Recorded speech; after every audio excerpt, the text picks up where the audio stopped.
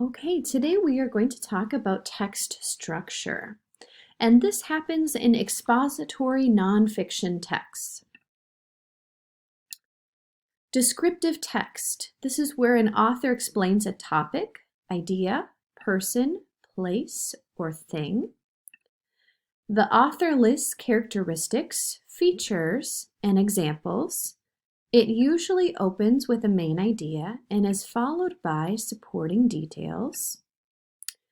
Some clue words you might see in a descriptive text are, for example, most important, to illustrate, for instance, furthermore. You might see lots of adjectives and descriptive language, specifically, in addition to. And over here on our right, we have an example. Found on the sea ice of the Arctic Ocean, polar bears are classified as marine animals. These animals are very large. So there we see that adjective very large, weighing anywhere between 800 to 1,300 pounds. Their white fur allows them to blend in with the ice, which they can use to disguise themselves. They have a thick layer of body fat known as blubber and water-repellent coat. These two adaptations allow these animals to stay warm in this cold climate. Polar bears also have sharp claws that allow them to hunt for food and protect themselves in this environment.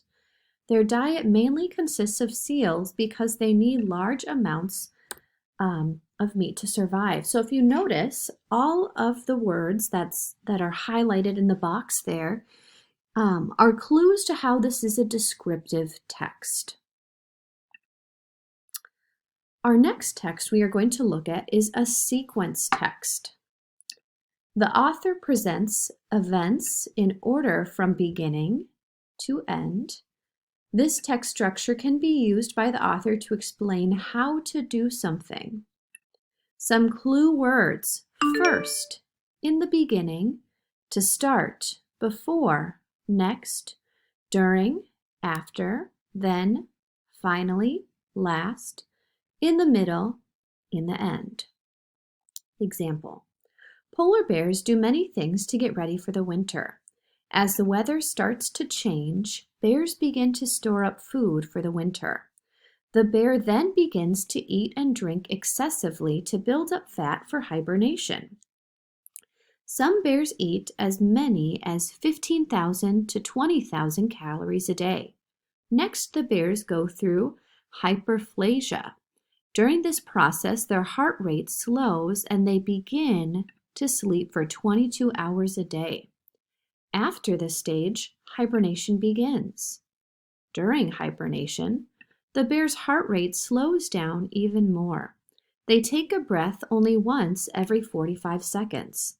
They do not eat or drink anything during this process.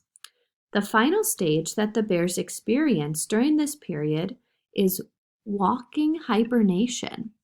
This lasts for about 2 or 3 weeks.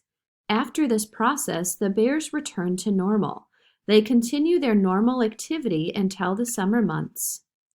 When winter comes, the process repeats.